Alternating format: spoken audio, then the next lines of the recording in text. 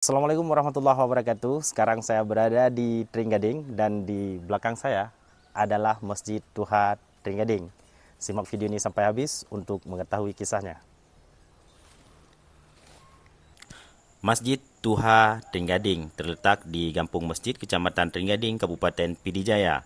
Bangunan ini menggunakan denah bujur sangkar dengan panjang 10 meter dan lebar 8 meter. Rangka serta material utama masjid ini adalah kayu. Arsitektur masjid ini menunjukkan konstruksi bangunan tradisional. Hal ini terlihat jelas dari keberadaan pelapik tiang berbahan batu, suatu jenis material yang sangat lazim digunakan pada bangunan tua pada masa lampau. Namun sekitar tahun 2000-an dilakukan renovasi dengan menambahkan dinding dan lantai semen serta menggantikan atap rumbia dengan bahan permanen.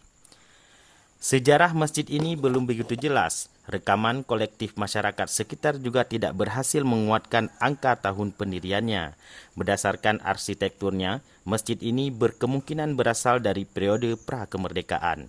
Usianya diyakini juga lebih muda dari Masjid Baitur Rahman yang juga terletak di Kecamatan Trenggading. Lihat postingan saya sebelumnya. Elemen arsitektur atap berbentuk limas bertingkat adalah indikator utama pendirian masjid ini. Walaupun atapnya telah dipugar, namun prinsip arsitektur masih tetap dipertahankan. Masjid ini ditopang oleh 16 tiang utama dengan atapnya khas berkonsep limas yang bertingkat 2. Bagian atap dahulunya digunakan untuk mengumandangkan azan sebagaimana masjid kuno lainnya di Aceh. Fitur paling mengesankan adalah keberadaan mimbar kuno yang terletak di bagian mihrab. Mimbar ini berbahan kayu dan dipenuhi oleh ornamen pada permukaannya. Ukuran mimbarnya adalah 1 kali 1,5 meter dengan tinggi maksimal 2,5 meter.